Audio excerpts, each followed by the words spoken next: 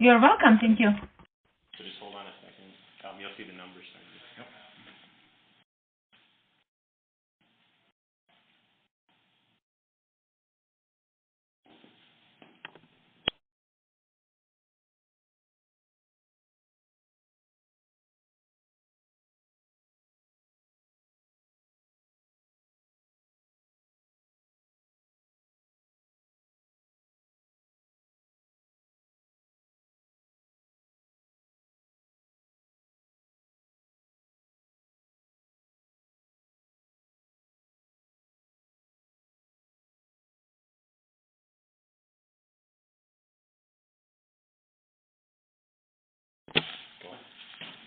Good evening, everyone. This is Congressman Buck McKeon. I'm calling you from my office here in Washington. For the next hour or so, I'm going to be taking your questions and discussing some of the most pressing national security concerns facing our country.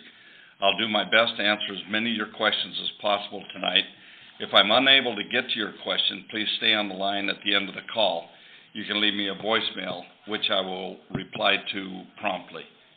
If at any point during this call you have a question or you'd like to ask me, please dial 0 to be connected to our question queue. You can also dial 7 to receive your e-newsletter, and that'll keep you updated on legislation and important events happening here in Washington, back home in the Antelope, Santa Clarita, Porter Ranch part of San Fernando Valley, and Simi Valleys. I'd like to start by thanking you all for taking time out of your busy schedule to be a part of this telephone town hall. As our nation wrestles with policy decisions that will have monumental implications for our national security going forward, your voice is the most important part of our legislative process. I appreciate hearing your views on how I could best serve the California's 25th District in Congress. 2 weeks ago, I had the privilege of leading the congressional delegation. The Speaker asked me to do that. We went to France to commemorate the 70th anniversary of the Allied invasion of Normandy. With a bipartisan American delegation of 25 members of Congress, my colleagues and I recognized the sacrifices of those brave Americans and Allied forces whose heroism on the beaches of Normandy personified the enduring power of freedom and democracy. As a son of a World War II veteran, I was honored to salute the soldiers who laid down their lives so that the world could be rid of the Third Reich. The greatest generation epitomized the American ethos and never stood taller than on the sands of Omaha, Utah Beach. If you're just joining the call, you're on the line with me, Congressman Buck McKeon. I'm here today to speak with you about the issues facing our country and what we're doing in Washington to tackle some of the most difficult ones among them. Remember, at any point during this call, if you have a question, want to get on the queue, please dial 0 and you'll get hooked up to the question queue. You can also dial 7 to sign up and receive our e-newsletter, which will keep you updated on legislation, important events happening in Washington and back home in your district. You know, if you're like me, you must be wondering what is happening to our country. We've been struggling for years with jobs and the economy. We've had the IRS scandal that we've had to deal with, and just last week we were notified that all the lost emails. We have the mess at the VA and the problem that we're not taking care of our veterans. We had Benghazi, where we left 4 Americans to die. We're still investigating that. We have the mess on the border with all of these children that are being sent to enter our country. The president gave them promises, and they're coming from as far away as Guatemala, Nicaragua, Salvador, up through Mexico, just to get into our country. Then we have the problem with the Ukraine, with Russia pushing. And then we have the problem with the 5 Taliban, very bad guys that were released to get Sergeant Bergdahl freed. I had a hearing last week with Secretary Hagel before our Armed Services Committee, and then we followed it up today with a classified briefing on the same subject. So there are so many things that we can talk about, but I want to hear your concerns. So first, let's talk to Patricia from Canyon Country. You there, Patricia? I am here, sir. Thank you very much for your service that you have. I hate to lose you. Well, you're very kind. Thank you. One of the things that is according to the VA hospitals, my son-in-law was also a Silver Star veteran, and I tried to get him into the VA hospital in Reno, and they approved him to go, and I sent him by ambulance, and when he got there, he was looked at and said that he wasn't eligible to come in. He was sent back by ambulance. Within a week, he was dead. Oh. So there's not only the cancer of the people who are in the system that are not being taken care of, there's also people that they haven't brought to anybody's attention, is those who can't even get in the first place. And I think that's something that needs to be addressed. We passed a bill a couple of weeks ago, and the Senate has also passed one, which is really amazing. It shows how big of a problem it is. And today we named conferees to go to conference to get this bill resolved, and this will take us the first step to solving some of this problem. I mean, our district's so large. We have people, and for the last 10 years, I had as far north as up past Bridgeport. I went to Nevada and up past Bridgeport in the north, all the eastern Sierra. And we had veterans that had to drive for hours to get to a facility. This bill that we passed would say that anybody that has to drive more than 40 miles could go to some other doctor. They wouldn't have to go to the VA, and that's a start. And then it will also clear up the waiting line. It's just, there are so many problems with it, it's hard to know where to start. But this, I think, will be a good start if we can get this through conference and get this signed into law shortly. That would save an awful lot of people a lot of money, too, because I know an awful lot of veterans are taking and paying for private insurance because they can't get into the VA. Well, they should not have to do that. They've earned these services, and they should be provided. And I can tell you, we're fighting hard to get that turned around back here. The chairman of the Veterans Affairs Committee also serves on our Armed Services Committee, and we've held 2 hearings now, joint hearings with both secretaries. That's the first time that's ever been done. You'd think it would be done often. But that was the first time. Then we've held a couple of private meetings with the secretaries. Now Secretary Shinseki's gone, but we did this with Secretary Panetta and now with Secretary Hagel, and I promise you, we're working on this issue.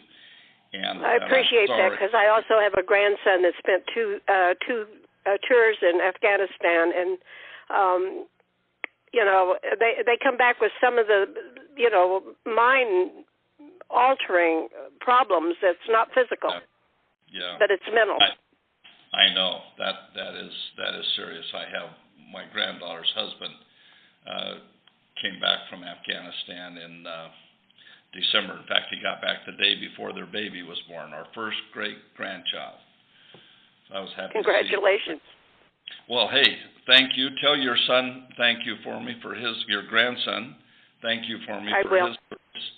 And I'm sorry for your loss, and it never should have happened. We'll do what we can to fix that. And thank you very much for your call, Patricia.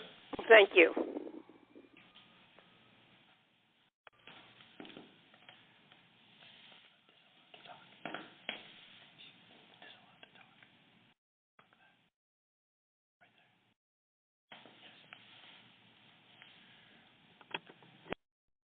Talk to Ralph from Santa Clarita. Ralph?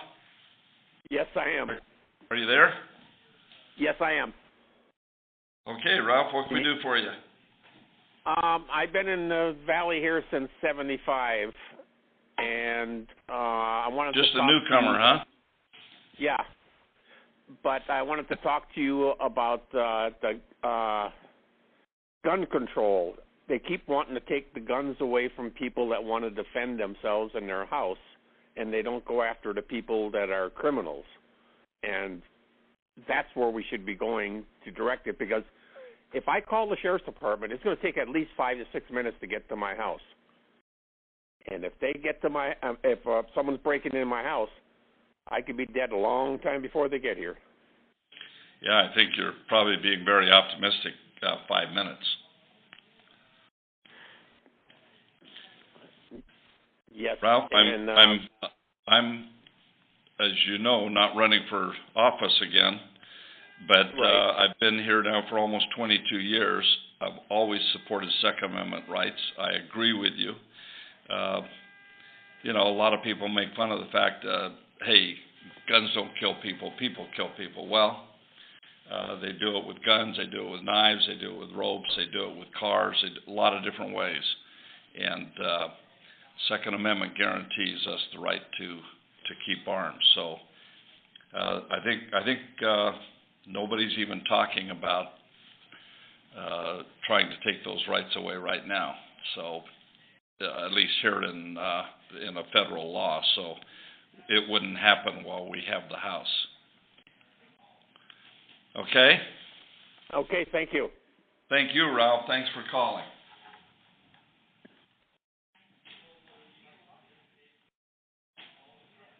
Okay, let's talk to Rosemary, also from Santa Clarita. You there, Rosemary? I am. And the first thing I want to say is we're going to miss you terribly. I just want you to know that I've been watching these hearings and been so proud of you being up there representing us. Anyway, thank you very much. My concerns are, number one, the border and what is going on with these children crossing the borders and what we're going to do with them. And it seems to me that this amnesty, and I know you guys in Congress have been trying so hard to get the border secured before you agree to any part of this, but unfortunately, President Obama, with his DREAM Act, has caused this huge influx of people crossing the border.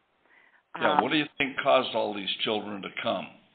Well, it was the DREAM Act, of course. Yeah, it was the promise of just showing up and you got a life here. Yeah. However, but you do know, as you know, well, more than I do, that along with these children are drugs and guns and everything else. Yep. So my main concern is that where Congress, I know they're talking very heavily about amnesty, that I love a bunch of you guys there. I just would love to see them hold strong to securing the border first.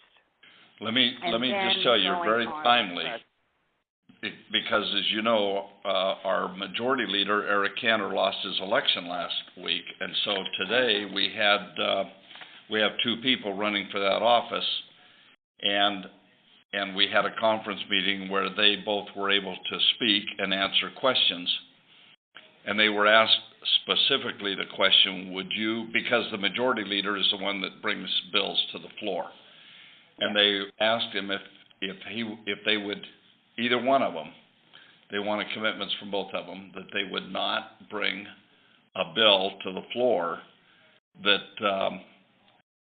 would do anything but control the border until this president, who has shown a real propensity for not following the law, is out of office. And they both, whether it's Kevin McCarthy or Raul Labrador, both made a strong commitment that they won't do that. We just can't trust this president. I hate to say that about the president of the United States, but I've seen too many instances where he just doesn't follow the law. On this 5 Taliban. Pardon? Look at his polls. The people in his country don't trust him either. I mean, yeah, his polls I going saw. down. We don't trust him. I saw a poll today that showed his numbers just keep going down, and it's like he tries to find another catastrophe to take our minds off the last catastrophe, and it's not working. Well, today's catastrophe is the Washington Redskins. Now, we're all supposed to be concerned about the name. But I do have one more thing. What's going on in Iran and the oil fields being burned is raising the price of oil around the world. What are we going to do with the Keystone Pipeline, which I know he's been against, but would create jobs and make us independent? Yeah, I think if we could win the Senate this time, I think that would just about seal the fact that he has to do it, unless he wants to just totally for the next 2 years just discount what people want, period. I mean, you know, we had problems in Syria, so we turned to the Russians to solve that for us. Now we've got problems in Iraq, and we're turning to the Iranians to solve that for us. That doesn't, I mean, it's like, so if something happens in the Pacific, we're going to ask China to fix it? It is ludicrous what is happening to our foreign policy. I get leaders from around the world coming in almost daily when I'm in Washington wanting to know, where is America? Are you going to be there to help us when we need it? What kind of an ally are you? We've cut $1 trillion out of our national security over the last couple of years and going forward the next 8 years, and it's just amazing. I just went over and attended a Army called the Twilight Tattoo that the Army does in the spring and summer, and I was sitting next to retired Chief of the Army. He was made he joined the Army in '55, retired in '95 as Chief of the Army. And he told me that in his time as chief, he had to take the Army down to 520,000. And I told him, we're in the process right now of taking it down to 420,000. It'll be the lowest at any time since before World War II. And he says, you can't do it with that. And I said, I know we can't. And that's why we're having these problems all around the world. Everybody's looking to us as a paper tiger now. Anyway, Rosemary, thank you very much. Thank you, too. God bless you. Hey, thank you. He really has.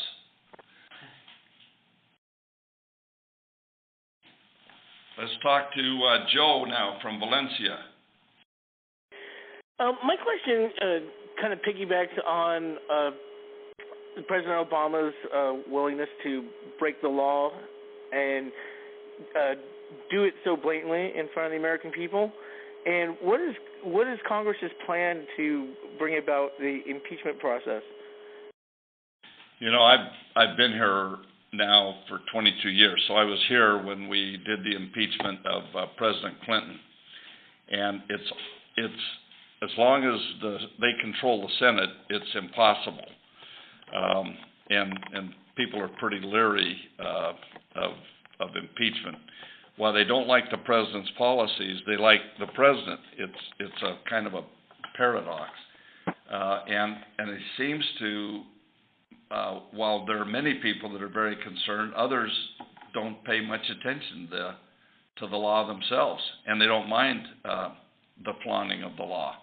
It's hard for me to comprehend, but that's kind of the reality that we're living with, and I really don't see impeachment happening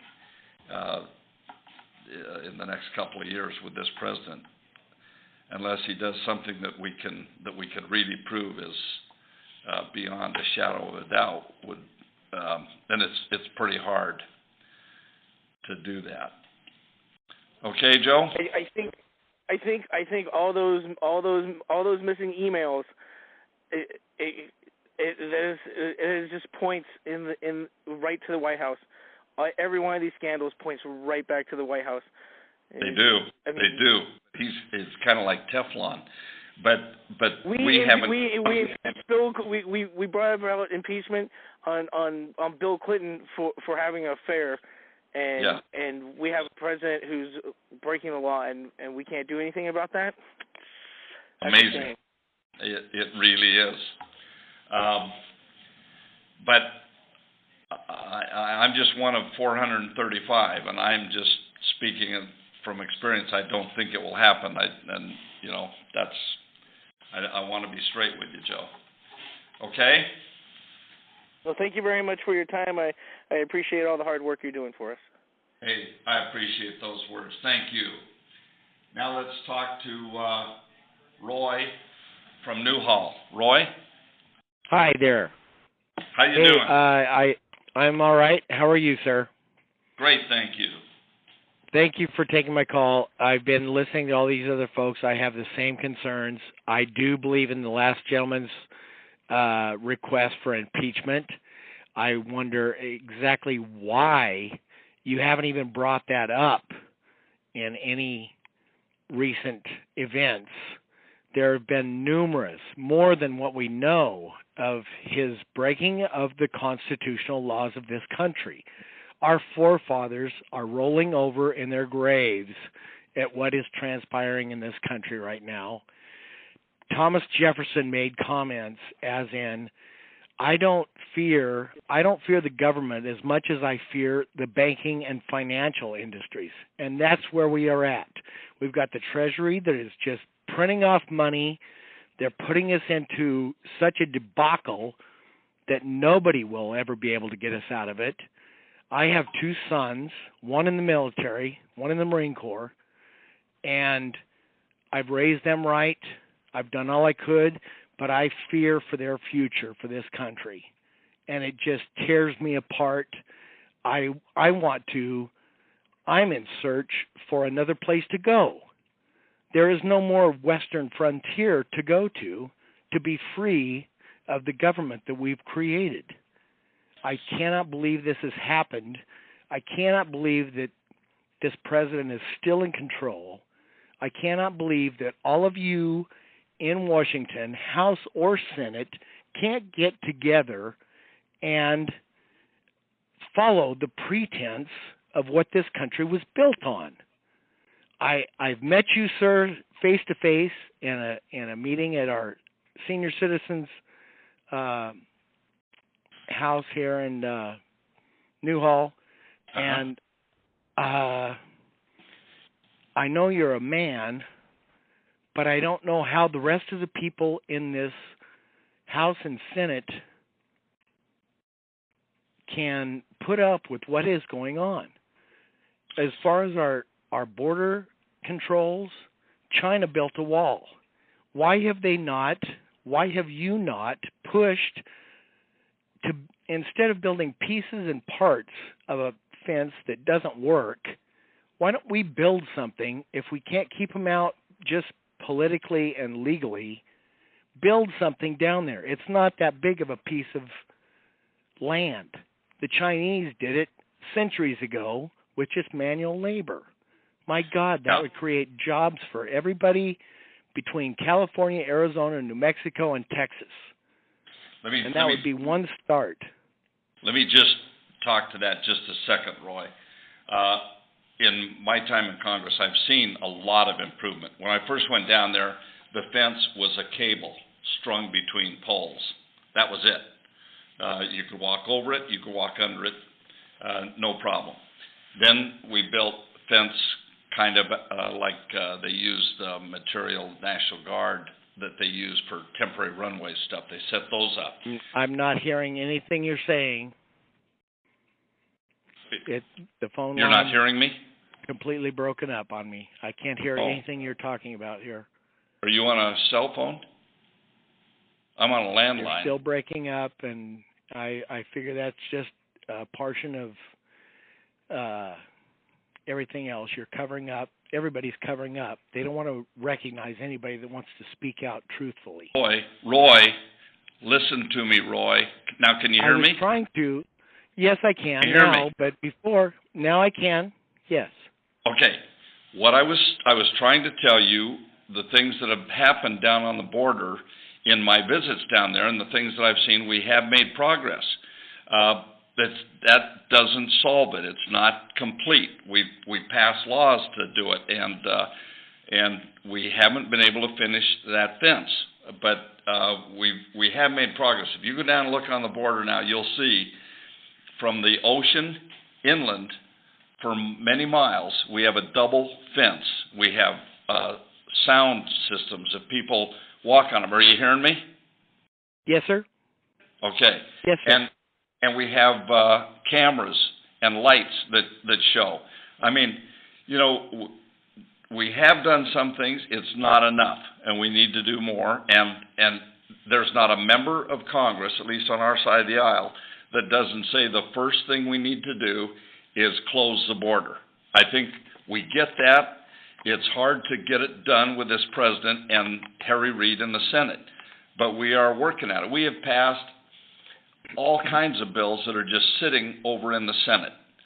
So we will continue to do that, Roy, and I hope you'll bear with us on that so as we move forward. I hope to, sir. I love this country. I appreciate every one of our forefathers that established it, and I wish that all of you back in Washington would do your just due to stand up for your representatives, the people that voted you in. Let me tell you, Roy. First of all, thank your son for his service in the Marines. Yes, sir. I have 6 he's children. on duty.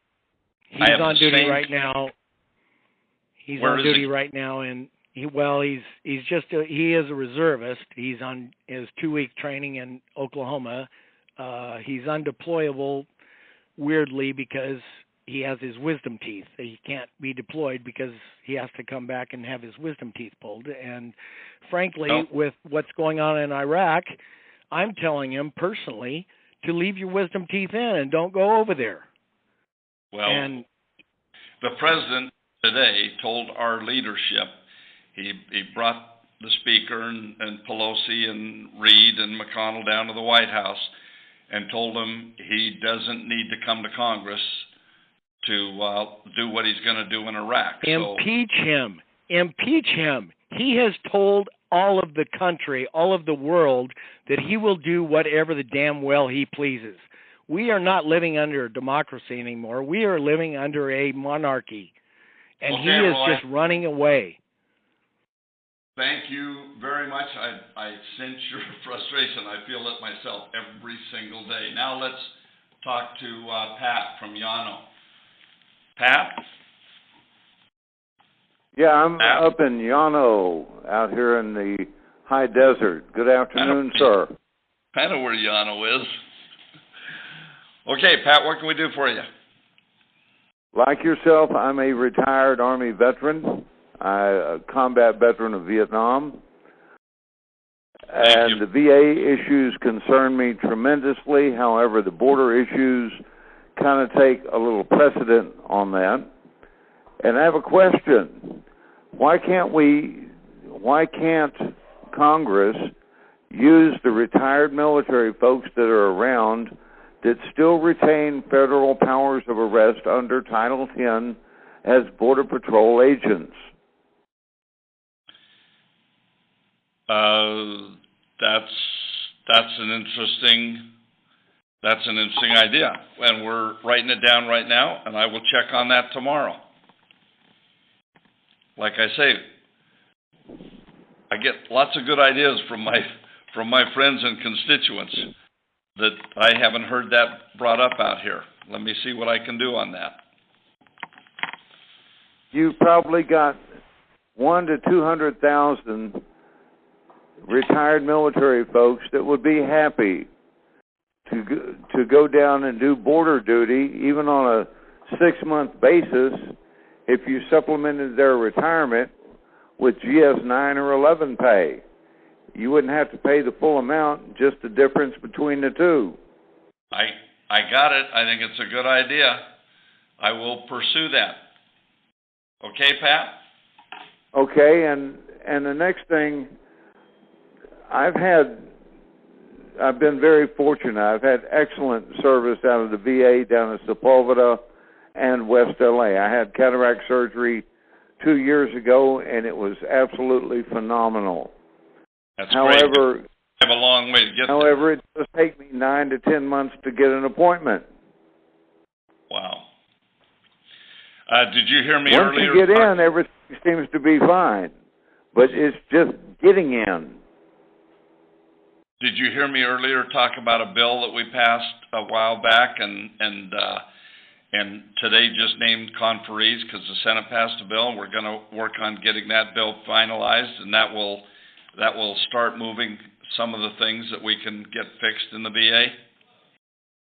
Yes, sir, I did, and I am eternally grateful, especially for my brothers and sisters that are still out there and can't get in.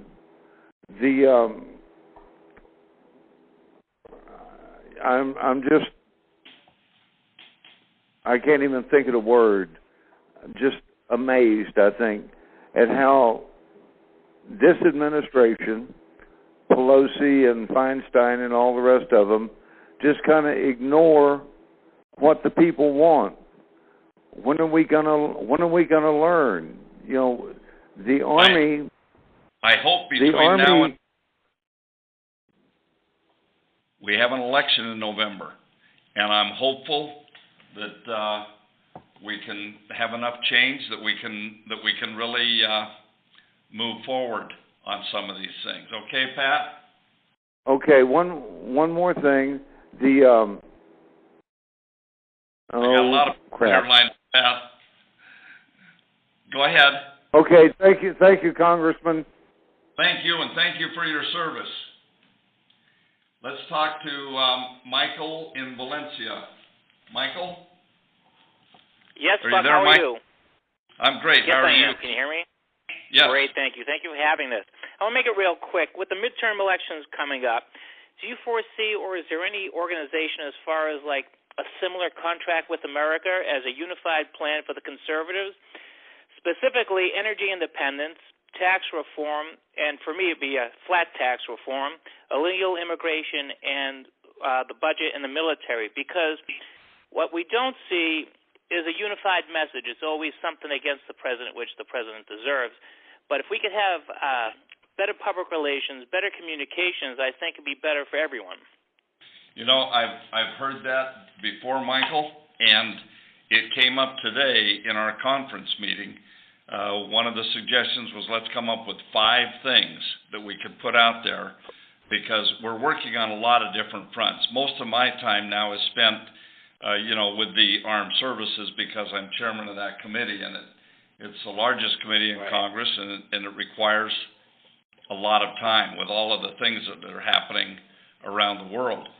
But we have, we can walk and chew gum at the same time. We have other committees working on other of these subjects, and we're trying to do something like this. I don't know, usually we come up with something like that about August that people can campaign on, for September and October. Right. Who's in charge of organizing something like that? Would it be Reince Priebus, the Republican chairman, or? It'd be the conference chairman, or last time, the one that the contract with America, it was a team put together by the speaker. Actually, he wasn't speaker then, he was the minority leader. And the whip. And then last time, the pledge to America was headed up by Kevin McCarthy at the request of Speaker Boehner. So there are different ways of doing it, but I know that a lot of members are feeling the same thing and want to do it, and we will be working towards that. Okay? Right. Well, real quickly, though, but I think a major selling point to the American people would be a flat tax. This is my opinion. Abolishing the IRS, creating a flat tax. I think a lot of people, both Democrats and Republicans, would be for that. I think Does anybody ever talk about it? Oh, yeah. We've in the time I've been here, we've talked about it a lot, and you find, although many people support that, there are many that don't, and that's the problem. You never get everybody in agreeing on any one thing, but there are some things that we can all agree on, like closing the borders. That's something that I think we unanimously agree on. Balancing the budget is something we would love to do. My particular item is we've cut our military way too much, especially with all these problems that we have around the world. And when you get the president telling leadership today that he doesn't have to come to Congress, he didn't come to Congress to release the 5 Taliban, even after they had told us they would. And we had passed a law saying you couldn't release anybody from Guantanamo without giving the leadership of Congress a 30-day notice, and they just flat out didn't do it. So it's right. It's but very frustrating. Well, he's a master communicator, and I think the Republicans or the conservatives need somebody who can step up and can communicate in a way that really inspires people. And I don't care too much about Boehner or McConnell, but to me, those two aren't great communicators. They might be great legislators, but you need a unified voice to get out. I'll tell you, the president is a very good reader. And he is a reader. I don't know who's writing the speeches, but also every day they've got all kinds of press coverage. We have to fight to get press coverage, and it's really difficult when you're going up against a president, and then when they control the Senate too. Anyway, got to move on, Michael. Thank you very much. Let's talk to Jeff Sanders now in Valencia. Jeff. Hi, Buck. Congressman McKeon, how are you? Great. How are you? Great. Thank you for your service, not only in Congress, but on the school board, as mayor of Santa Clarita, et cetera, and your friendship for the past 40 years. Has it been that long? I knew you when you were... probably. Hey, thank you, Jeff. So tonight I have a question. You're retiring, which is unfortunate for all of us. Your replacements are, we have a choice of Tony Strickland or Pete Knight. Right. I know you came out for Tony Strickland. Yes. Is he more conservative than Pete Knight? And my second question would be Raul Labrador versus Kevin McCarthy. Which one is more conservative? They're both conservative, as are Tony and Steve. Oh, Steve. You'd have to go down issue by issue and burrow very deep to find much difference in their voting record. Although I've had little problems with Raul. He tends to vote against our defense bill, and I have a problem with that.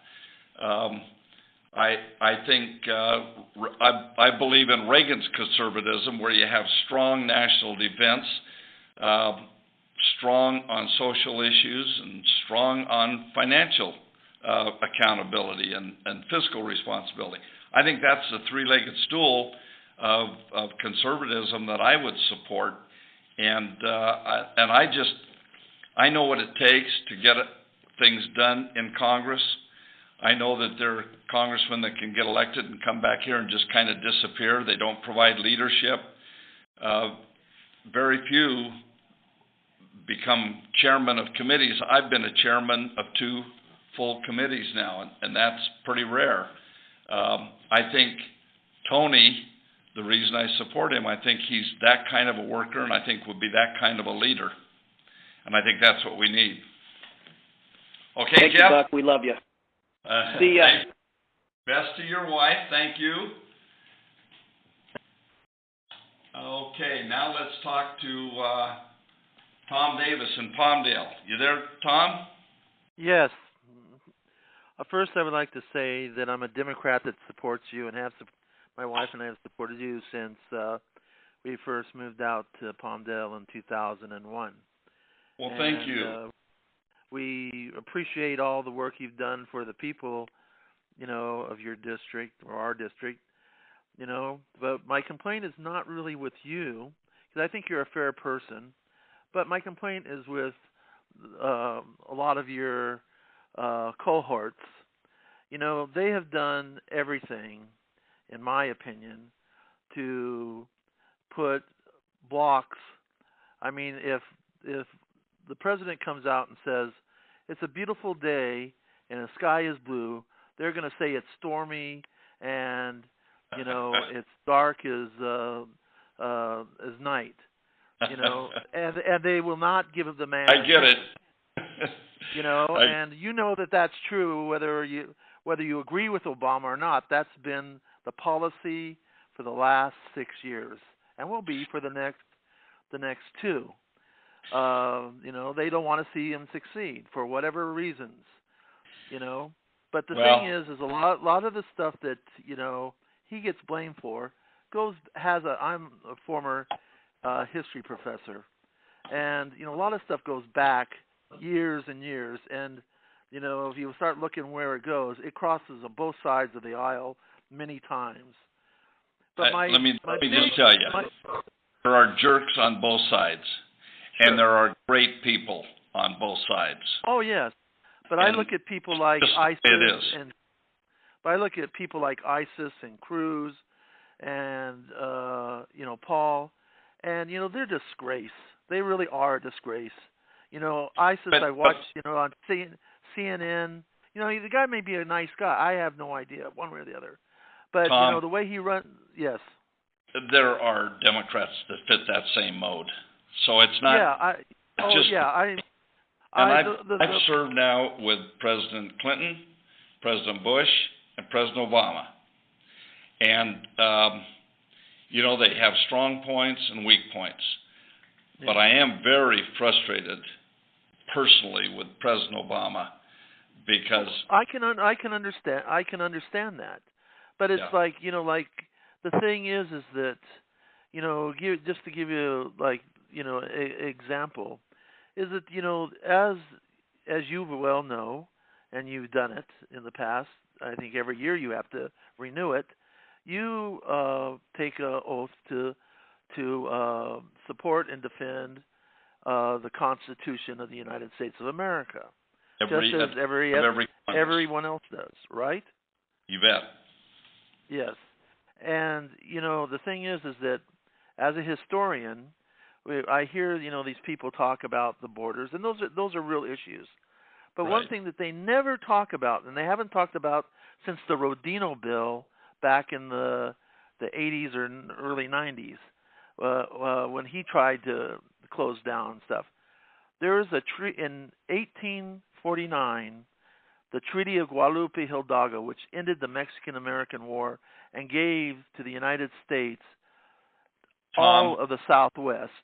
Tom, I'm sure you could give us a great lesson in history, but I got a lot of people on the line here. Right, but I really want to just finish this one point.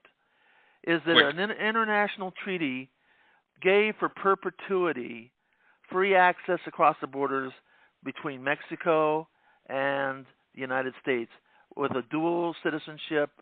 It guaranteed that the borderlands would be for perpetuity. Name that again. By nature. I want to look into that. What is that again? The Treaty of Guadalupe Hidalgo. Okay. Hildgio. I speak Spanish a little bit, so I know how to. And it's still a international treaty, and it was signed in January 1849. By who? By the United States. President Polk was President Polk was the American president at the time. Okay, let me. I'm going to check into that, Tom. If we're going to argue, let's argue with the truth and the facts, as opposed to making people think that I would love that. I would love that. Because it's there. It's perfectly clear. I got to move on, but thank you for your time. And enjoy your retirement. Thank you. Thank you very much, Tom. Bye. Okay, now let's talk to Edward from Lancaster. Edward.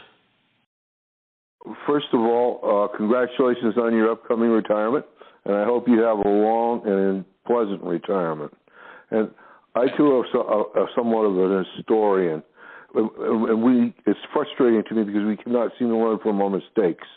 I can remember when President Reagan got into bed, well, not really got into bed, but helped Saddam Hussein get into power.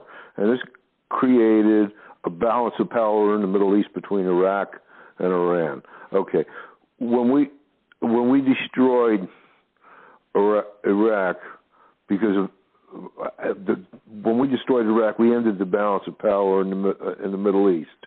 So now we're going back to the enemy of Iraq, which is Iran, and we're asking Iran to help us. I don't understand this. I mean, it's like we had problems with Syria, and we got Russia to work on it for us, and now we got Iraq. We're going to have Iran work on it. Iraq will overrun. Iran will overrun Iraq, and you will have a more powerful Iran to deal with. Yeah, well, doesn't make sense to me. No. I hope that's not the case. On a happy note, everybody seems to want to bash the VA. I'm a Vietnam veteran. I'm a former Marine, and I'm a retired federal employee. Said Singh is a former. I got to tell you, I get great care from the VA. I wanted to cite two departments. One is physical med, and the other is mental health. I've had trouble having people recognized for their service. Erica Scremen is the chief of physical medicine. She's a terrific person, a fine doctor, and she has a terrific staff. And then Stella Levin is my care provider. What she does is physical therapy. And the physical therapy program that she has me on cuts my usage of drugs, so I'm not in as much pain. And she got me the ability to move about and stuff like that. And then I wanted to also get some kind of recognition to Dr. Fick down in the mental health clinic. He's been taking care of me at Sepulveda for 10 years or more. He's the one that diagnosed me, and he's the one that's got me on my medical program. And I couldn't advance at work. I was having trouble with maintaining relationships. I do have PTSD, and I thought everybody in the world was messed up, and I was the only normal person. Well, it turned out the reverse was true. So he's got me on a treatment program that works. I was able to work up into middle management at the VA hospital. I'm able to enjoy a retirement now, and that's because of his efforts in the mental health department. So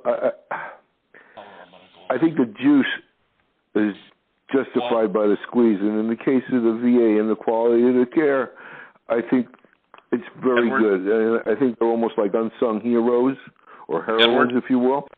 Yes. Edward, I want to thank you for your service, but I'm going to have to move on, and I'm really happy you had a good experience with the VA. Thank you very much. Now let's talk to Arlene from Saugus. Arlene? Hello? Yes, Hi. hello. Let's quit picking on President Obama, okay? I have things that I want to talk about here in Santa Clarita. Number one, I went to the post office in Valencia 2 weeks ago. We had to stand in line 3 hours. There was no place for disabled people to even sit down. Now, in Castaic, that you opened up, do they have a place for disabled people to stand, or, to sit? And they shut the door at 4 o'clock. Now, if Arlene, I can ask for... Arlene? Yes. I am going to ask you to call my office in the morning, call my Valencia office. Can you do that? I will do that. I have another question for you. And then I wanted to try to help you with your particular problem there. Okay, what's the other question? Yes. Quick. The other question is, how come at the senior center in Newhall there is no grant given to them? Like, I have no automobile to get to my doctor who is in the valley. You know, it would cost me $10 an hour plus 55 cents per mile or per hour in gas. They said they lost their grant. Now, what about people who cannot afford nor have a ride to get to their doctor, and it's not locally? What do we do? Okay, Arlene. That yes. comes. Arlene. Yes, I'm here. The senior center, it comes under the city and the county. But please call my office in the morning.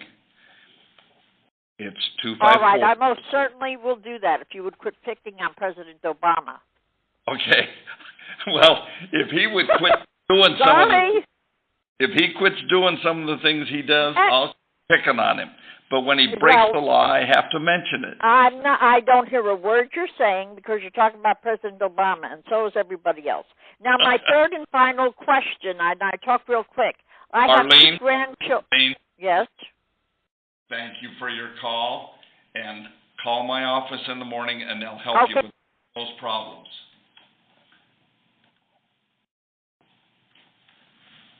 Okay, now let's talk to Tom from Castaic. Thank you, Buck, for taking a call. Two questions.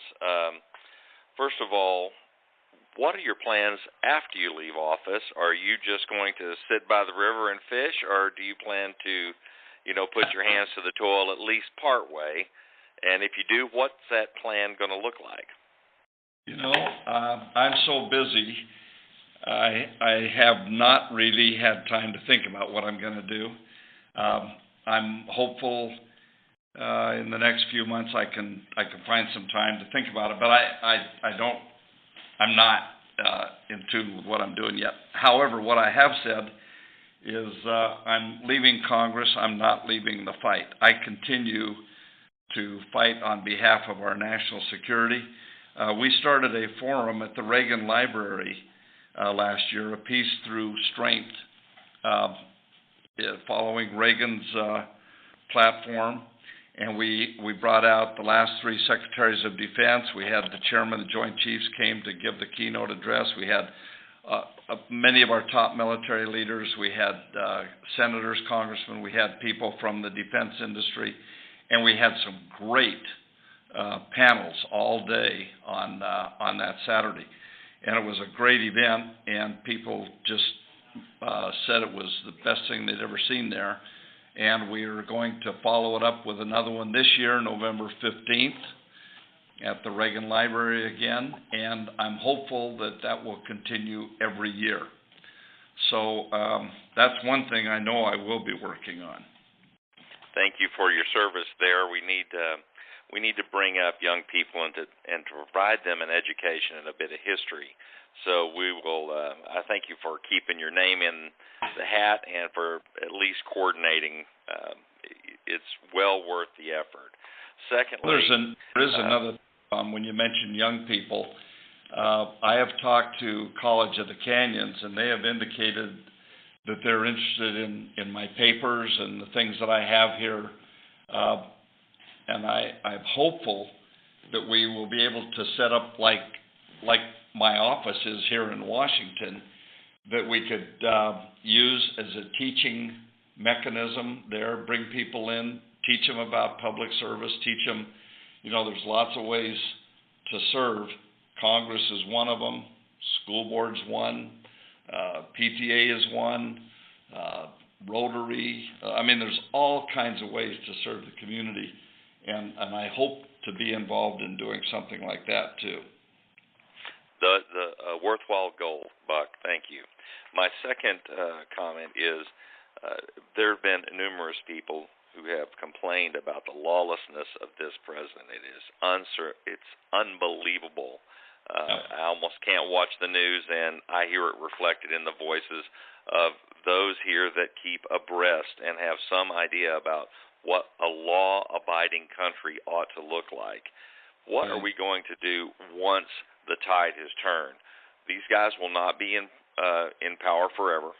There comes a day that these people need to answer for what are obvious crimes. And that's the only way it can be stated. They're just plain crimes. You know it. I know it.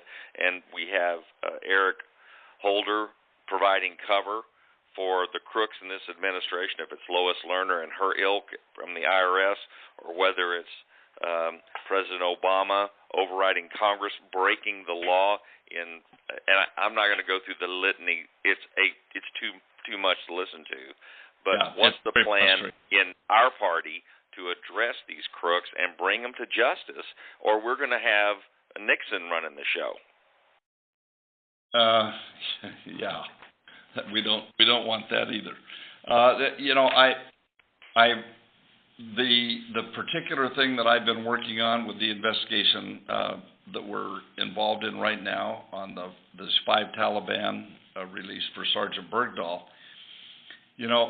Let me just give you a brief history of how that happened. They briefed us on October of 2011 that they were starting in on these talks with the Taliban. They also talked about the 5 detainees that they wanted to exchange for Sergeant Bergdahl. Well, in a bipartisan way, Congress pushed back and said, no way. So then, coming into January, the Taliban had opened an office in Qatar, and then Karzai found out about it, and everything fell apart. And they came in February and said, everything has fallen apart, the negotiations have stopped, but we'll come back to you if we start again, okay? That's February of 2012. I got a call last week that something was going to happen, but I didn't get a letter or find out about it until I read about it in the news on Saturday that they had made the exchange for the 5 Taliban for Bergdahl. And we passed a law last year, National Defense Authorization Act, that said, clear English, you can't transfer detainees out of Guantanamo without giving Congress a 30-day notice. Well, because we had pushed back on it when they brought it up, they just decided to not let us know. And in the hearings that I've had, we know that they told 80 to 90 people in the State Department, the DOD, the White House, Justice, but they couldn't tell one member of Congress because they, I guess, thought that would cause a problem. And so they violated the law and moved ahead. And we will pay the price. We're not as secure as we were a couple of weeks ago before they released those 5 guys because they're bad guys. So it's one thing after another. And we're going to keep pushing on it. We're just starting this investigation. And Buck, I know this is not your football to carry after November, but our party has done nothing, absolutely nothing, to call this president and his cronies to the carpet.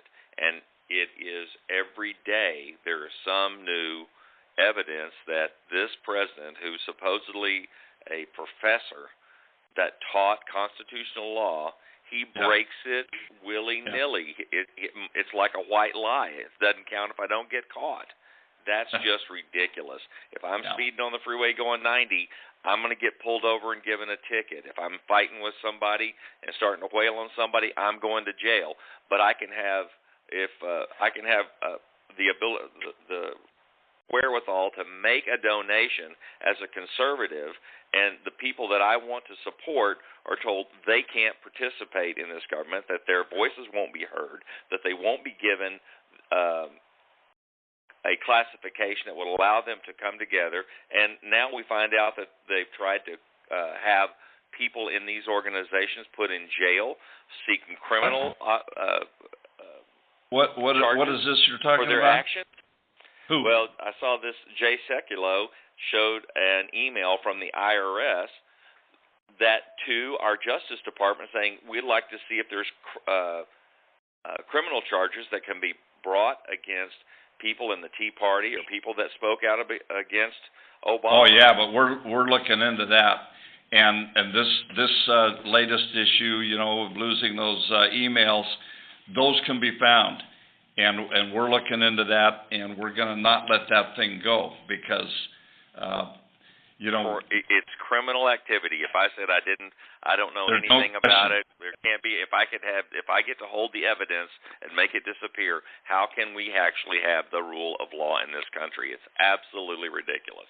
Well, we're not. There are ways to get those emails, and we will be working on that. We were talking about that today. Tom, thank you. I got to move on. You've been a great servant. Thank you very much, and please, get our party back together. We need these guys chasing down these lawless criminals. We're working on it. It's baby steps. Thank you, Tom. Bye now. Okay, next is Sally Paulson. Sorry. Hello. Sally. From Canyon Country. That's all right. Yes. First, I want to say I'm listening to everybody, and oh my God, it's stirring up so many things in me. But you're sorely going to be. Start with the one, because I got a bunch of people waiting on the line, Sally. All right. You're sorely going to be missed. It would be an honor for me to meet you. And everything that has been said, the one thing that bothers me right now that I want to speak about is the illegal population and what it's doing to our country. I grew up in this country, and now I live in Canyon Country, and it devastates me to see what is going on. And how can we get these people to take care of this? We have laws against this. Why are they not enforcing the laws we already have? Well, ma'am, I know exactly what you're saying. I get so frustrated. I'm 75 years old. I've been around a long time. I've seen a lot of things. Right. And I moved out to Santa Clarita Valley in 1964. Great place to rear our children. We had 6 children. We now have 30 grandchildren and 1 great-grandchild. But I've seen so much change in so many different ways, and some for the better, but very few. A lot are not. I'd like to go back to the old days. I can remember when I was a kid trick-or-treating. You walked down the street, you knew everybody on the block. People would give you things that they made, and there was never a question. They'd give you a popcorn ball. It was no problem. I remember the first time I heard that somebody had gotten an apple with a razor blade in it. And now you can't let your kids go out trick-or-treating. You got to go with them. And that's just one example. There's a whole lot of them that we need to some way get people turned around. Our valley there is a great place to live. There's so many things for young people, the sports programs, the schools. There's lots of really good things.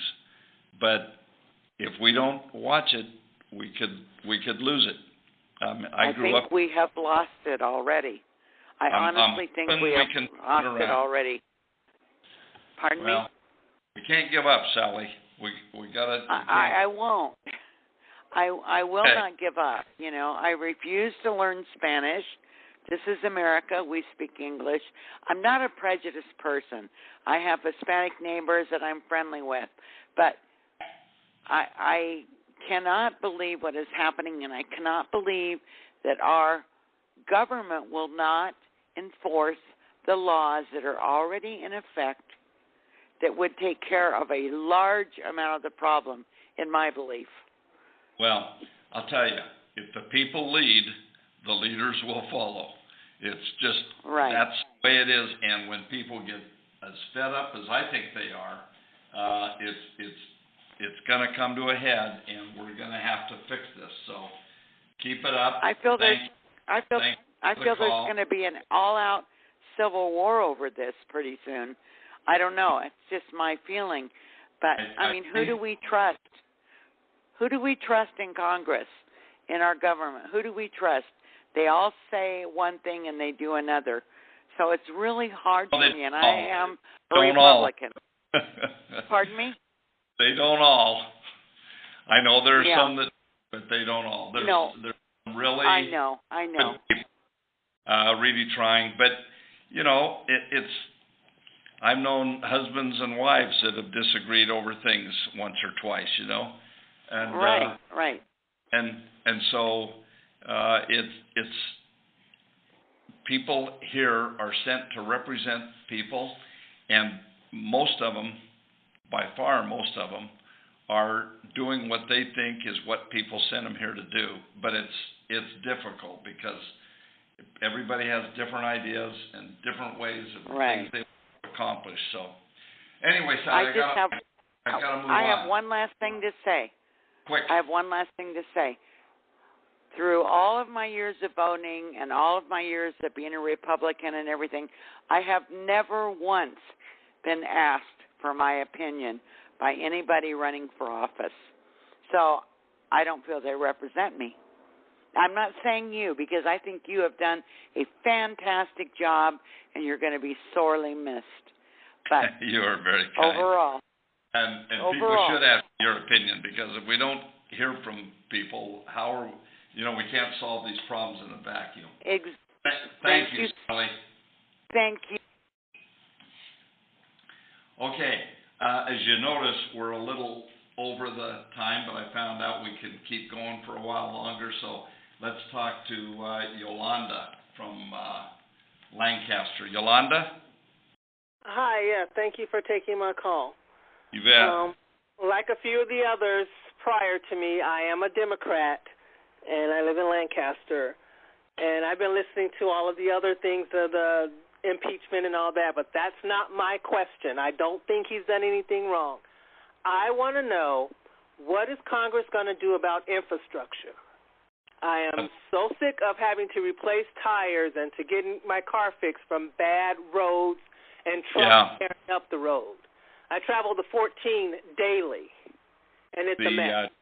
The chairman of the Transportation Committee also serves on our Armed Services Committee, and I was just talking to him today to ask, what are the chances of getting something done? But we can't seem to. We pass a lot of bills. We passed a transportation bill, but it's sitting in the Senate, and I think the Senate, from what I'm gauging, the fact that they're not doing anything, I think they're probably going to lose the Senate. The Democrats are probably going to lose the Senate. Not if I can help it. Okay. Well, it won't be California. We don't even have a senator running in California. But the problem is, the leader of the Senate won't bring things to a vote that are tough votes for those senators that are in tough races.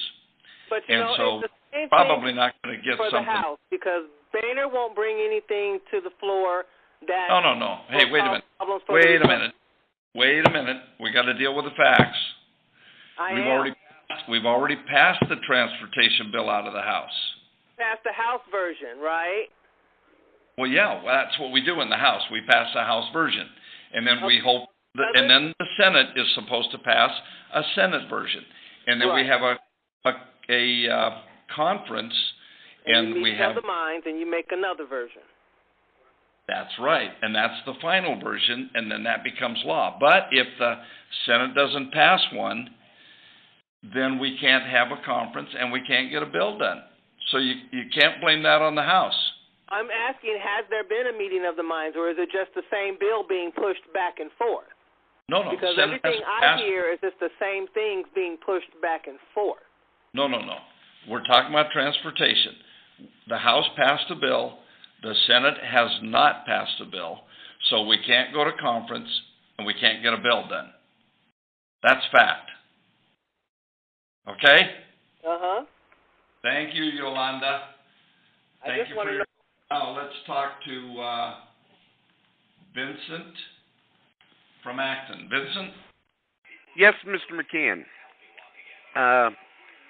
I've got a couple of suggestions for you. One is we really don't need to lock down the border with fences and stuff. What we need to do is do like Australia does. you can't work in this country if you're not a citizen here. And if you don't have a work permit and you don't have a place where you can rent, then what are you going to do? You're going to go back home. And if we just pass some simple laws where employers, and people that run apartment buildings and stuff would be fined for leasing and working these people, you'd see a big change. These people would go back home. Yeah, and then we could start. Then we could start a work program to where we could allow people to come back across the border with permits. I agree with you, Vincent. There's the difference between us and Australia. They don't have any neighbors that aren't a long, long swim away. And we have borders where people can just walk across very easily.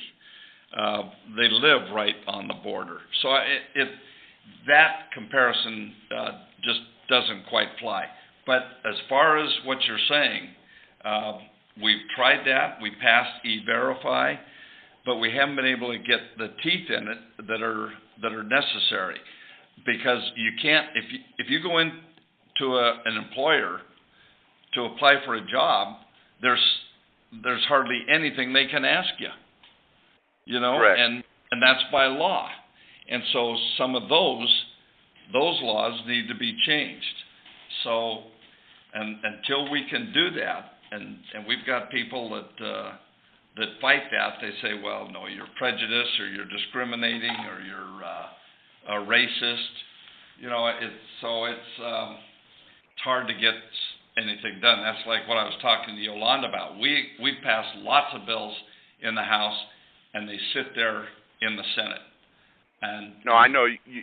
When I first met you, you explained that to us at your first meeting, town hall meeting, how hard it was to get things done, and how frustrating it was. And I only have one other. I only have one. Go ahead. The Armed Services Committee, however, it's the largest committee in Congress, and we work in a bipartisan way, and we passed our National Defense Authorization Act 61-0 out of our committee. And we passed it on the floor 325 to 97. Overwhelming bipartisanship. The Senate has passed one out of committee, but they can't get it to the floor because Harry Reid isn't giving them time yet for whatever reason. Last year, we got it done on the very last day of the session. That shouldn't be. I mean, we passed our bill in May, and we're just sitting here now waiting for the Senate. So there are committees that can get work done, and we get our bill. It's the main bill that we get done every year, and we've done it now for many years. But it takes leadership, it takes work, and you know, if all the committees worked like ours does, it'd be a lot better. Okay. I understand. One other thing, sir, before I let you go, and like again, it's just a suggestion, but we're going to have water wars coming up in the United States over water because we don't have enough of it in different states. And what my suggestion is if we would take the water from the Mississippi River that floods every year, and we have to keep replacing people's homes at taxpayers' expenses because they keep building the same floodplains, if we could pull some of that water off and bring it to these other states jointly to where each state could use the water, it would open up all kinds of industry, farming and everything else. Great idea. We did that with the Colorado. Correct. We can't even get it within the state, though, from Northern California to Southern California because of the smelt in Sacramento. I mean, some of the things that were prevented from doing for whatever reason are ludicrous. The pipeline that the president won't let us build, you know, from Canada down to the Gulf, would provide lots of jobs. It would help make us energy independent, and instead they're gonna, if we can't work that out, they'll just send it to China. How smart is that? It's not. Common sense anymore seems to be gone. I can't understand how we can let people that work for the government break the law and have credit cards and blow the money on private stuff, and we don't even prosecute them. I can't believe it. Well, when you got an attorney general that goes to state attorneys general and tells them, well, if you don't like that law, you don't have to enforce it. The problems are so deep. Anyway, we're just venting our frustrations here now, Vincent. Thank you for your call. I know. Okay, let's talk to. We're way over time, but I think we can get one or two more in here. Let's talk to Susan from Valencia. Susan. Hello? Oh. Hello? How are you, Susan? I'm good. How are you? Great, thank you. Okay, so I'm listening to this call, and I have to tell you, I'm a Democrat, but I've never voted on my party. I vote for the person. And in all honesty, I guess my question to you would be, why do we have parties at all? If we are one nation who is supposed to be working together, we need to abolish all parties. As far as my concern goes, I feel like we need to abolish government altogether. We do not, this call is a clear example of what is wrong. All I heard on this call is my party, my people. We are supposed to be one America, working together. Many of our relatives, many of our families came here with nothing and built this life. Yes, I agree, it's a mess, but it is a mess from more than Obama. It is a mess from years and years and years of misrepresentation, mismanagement, and it goes to both parties because human nature, people lie. You'll never have a perfect government ever. And in order, I strongly believe that government should be non-paying, that it should be volunteer, there should be no parties, and we should be working for what the people want. We don't work for what the people want. We don't count the vote of what the people want.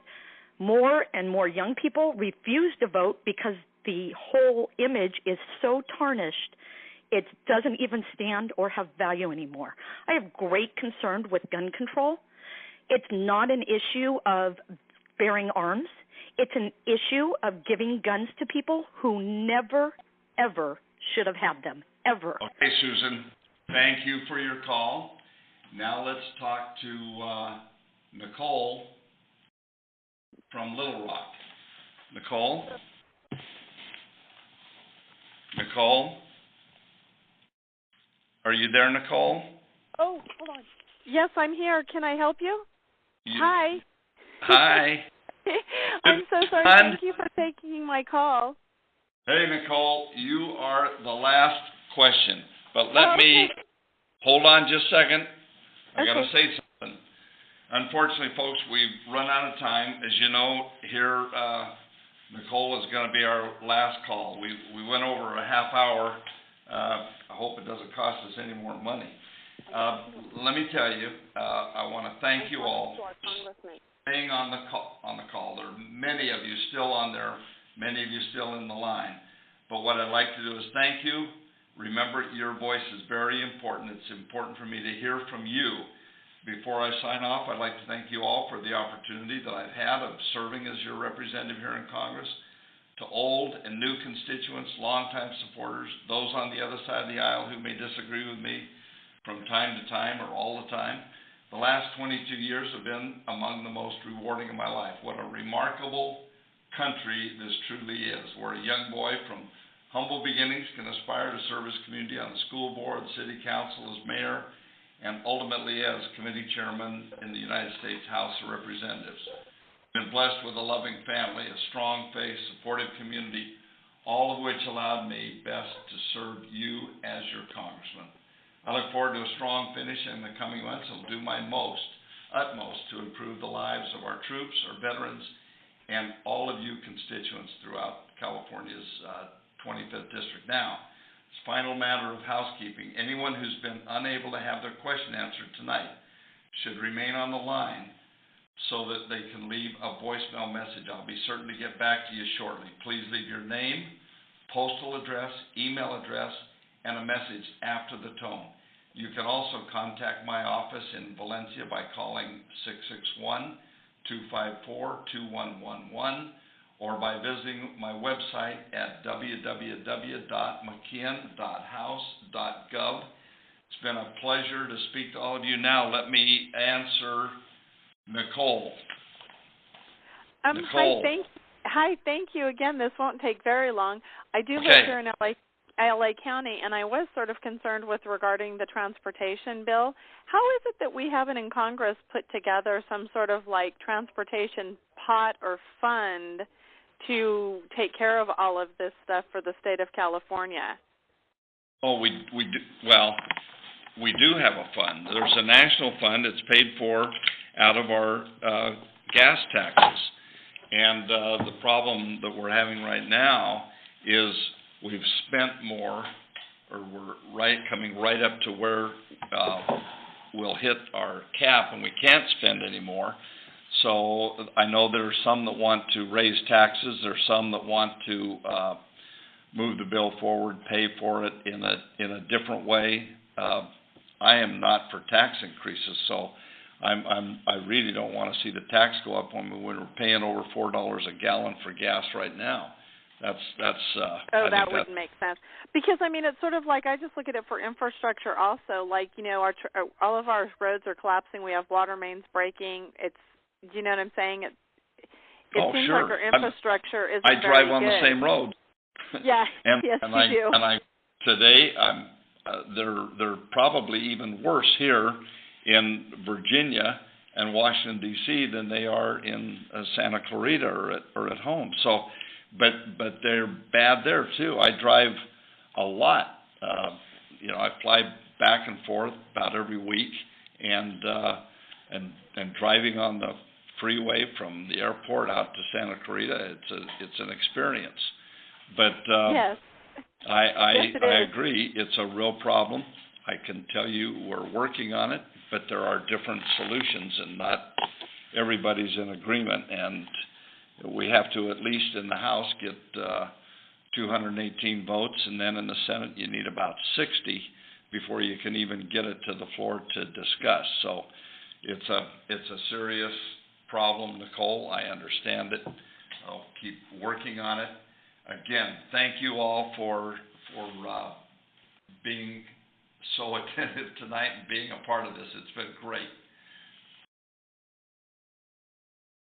Remember, hold on and leave your information, and we'll get back to you.